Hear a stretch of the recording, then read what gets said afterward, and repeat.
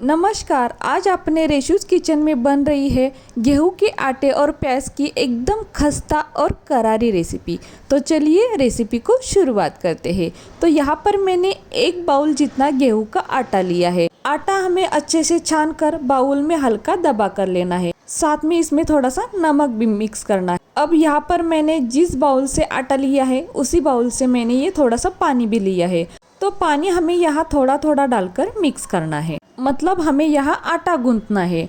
तो हमें यहाँ आटा नरम गूंथना है। जैसे हम रोटी बनाने के लिए नरम आटा गूंथते हैं ना, वैसे ही हमें यहाँ ये आटा गूंथना है, मतलब इसका एक सॉफ्ट डो बनाना है। तो ये देखिए थोड़ा थोड़ा पानी डालकर मैंने ये आटा एकदम नरम गूंथ लिया है। तो 1 बाउल गेहूं के आटे के लिए मैंने यहाँ 3/4 बाउल पानी डाला है। अब इसके ऊपर प्लेट रखकर 10 मिनट के लिए हम साइड में रखेंगे। तब तक हम दूसरी तैयारी करते हैं।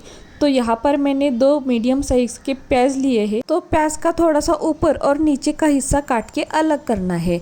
इससे प्याज के पेटल्स एकदम अलग अलग हो जाते हैं। और प्याज को हमें एकदम पतला पतला काटना है, मतलब इसके जो स्लाइसेस है ना वो एकदम पतले होने चाहिए। तो प्याज को मैंने यहाँ लंबा लंबा काट लिया है। आप चाहे तो प्याज मीडियम साइज़ या छोटे साइज़ में भी काट सकते हो। तो यहाँ पर मैंने प्याज को काट लिया है और ये स्लाइसेस देखिए एकदम पतले पतले हैं। तो प्याज को अब हम एक बाउल में ट्रांसफ़र करते हैं और हाथों से थोड़ा सा मसल लेना, ताकि प्याज के पेटल्स है ना वो अलग हो जाते हैं। अब इसमें जाएगा 1 चम्मच अदरक लहसुन का पेस्ट, आधा चम्मच जीरा पाउडर, आधा चम्मच धनिया पाउडर। साथ में हमें यहाँ 1/4 चम्मच जितना हींग भी डालना है। साथ में 1 चम्मच लाल तीखा और आधा चम्मच गरम मसाला और 1 मुट्ठी जितनी बारीक कटी हुई धनिया भी डालना। अब ये सब हमें अच्छे से मिक्स करना है। तो यहाँ पर मैंने 1 बाउल गेहूं के आटे के लिए 2 मीडियम साइज़ के प्याज लिए हैं और ये मेजरमेंट एकदम परफेक्ट है। तो ये मिक्स करने के लिए हाथों का ही इस्तेमाल करना। इससे क्या होता है ना, मसाले अच्छे से मिक्स हो जाते हैं और जो प्याज के परते हैं ना वो एकदम अलग अलग हो जाते हैं। तो ये अच्छे से मिक्स हो गया है, लेकिन अभी तक हमने यहाँ नमक नहीं डाला है। तो ये स्टफिंग हम ऐसे ही बना के रख सकते हैं और जब हमें रेसिपी बनानी है ना तब इसमें नमक मिक्स करना। अगर पहले से ही हम इसमें नमक डालेंगे तो प्याज पानी छोड़ देगा। तो अब हमें यहाँ टेस्ट के अकॉर्डिंग, मतलब आधा चम्मच जितना नमक ऐड करना है।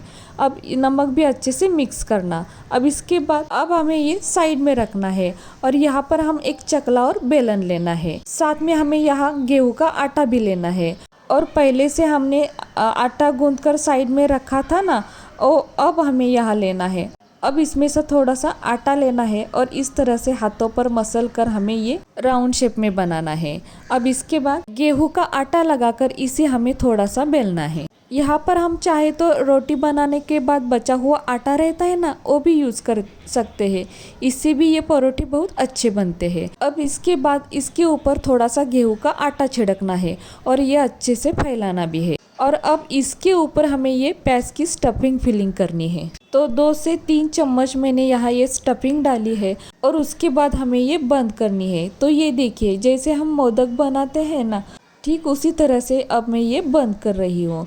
अगर नहीं तो जैसे हम पूरन पोली बनाते हैं ना, जो पूरन उसमें डालते हैं और बाद में वो बंद करते हैं, उसी तरह से भी हम ये कर सकते हैं।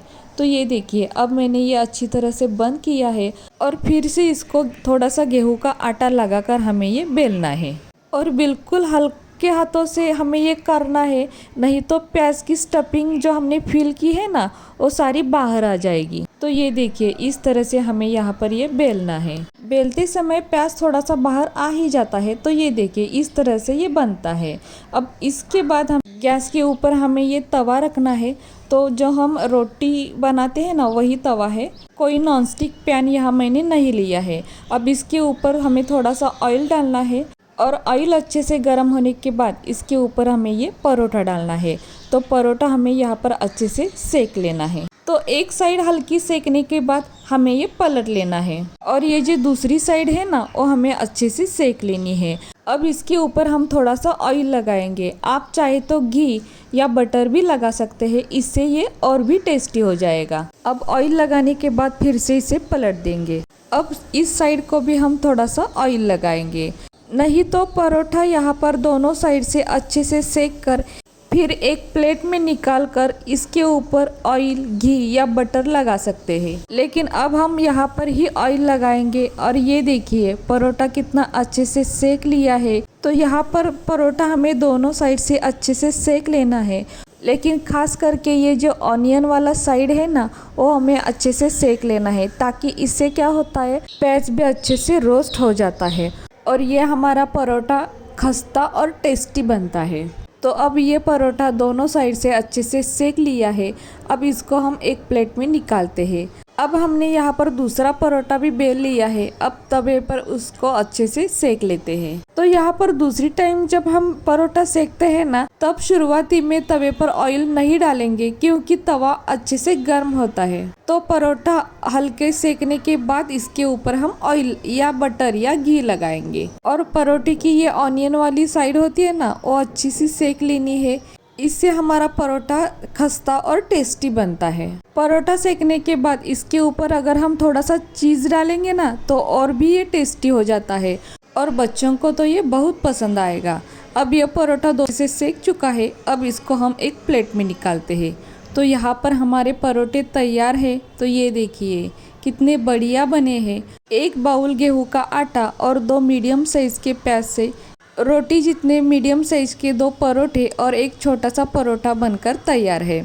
तो ये हमारे ऊपर डिपेंड करता है, मतलब हम कौन से साइज़ के परोठे बनाते हैं। मतलब कम से कम 2 से 3 पराठे बन ही जाते हैं। और ये परोठे एकदम खस्ता और टेस्टी बनते हैं। और ऐसे गर्मा गर्म परोठे ना बहुत ही अच्छे लगते हैं।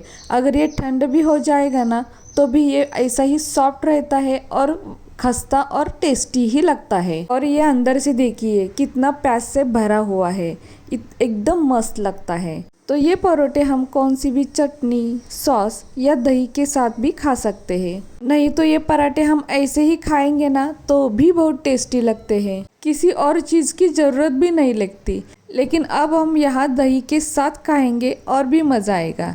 तो दही में मैंने थोड़ा सा लाल तीखा मिक्स किया है और अब ये हम टेस्ट करके देखते हैं।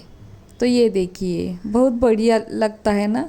वाह, सच में बहुत ही टेस्टी लगता है, बहुत टेस्टी लगता है। आप एक बार ज़रूर ट्राई करना, आपको भी बहुत पसंद आएगा। इतना टेस्टी लगता है ये। तो मैं और खाऊंगी, इतना टेस्टी बन गया है कि मेरे हाथ ही नहीं रुक पा रहे। सच में आप एक बार ज़रूर खा के देखना, आप बार बार बनाकर खाओगे। इतना बहुत टेस्टी बनता है। जब आपका रोटी सब्जी करने का मन ना हो ना, तो ये परोठा ज़रूर खा के देखना, बहुत मज़ा आएगा। ये कम टाइम में बनता है, कम सामग्री में बनता है और घर की चीज़ों से बनता है ये। तो कैसी लगी आपको आज की ये रेसिपी अगर आपको अच्छी लगी हो तो प्लीज़ अपनों के साथ ज़रूर शेयर करना।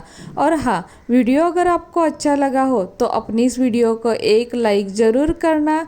नए हो तो चैनल को सब्सक्राइब करना, साथ में बेल आइकॉन भी प्रेस करना, ताकि मैंने बनाए हुए नए वीडियो सबसे पहले आपको मिलेंगे। अब मिलते हैं एक नई रेसिपी के साथ।